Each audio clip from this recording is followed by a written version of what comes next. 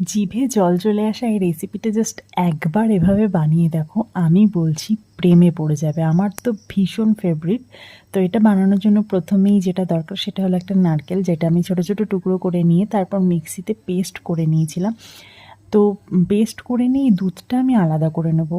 তারপর স্বাদ অনুযায়ী লঙ্কা আর 2 কুচি মতন রসুন দিয়ে সেটা আলাদা পেস্ট করব। তারপর হলো আসল ইনগ্রিডিয়েন্টস, যেটা হলো চিংড়ি মাছ। চিংড়ি মাছটাকে আমি হালকা নুন আর হলুদ মাখিয়ে রেখেছি। তারপর এবার কড়াই বসিয়ে দেবো, দিয়ে তেলটা গরম হয়ে গেলে একদমই হালকা করে ভেজে নেব, কারণ চিংড়ি মাছ বেশি ভাজলে না সেটা শক্ত হয়ে যায়, সেজন্য হালকা করে ভেজে নিয়েছি।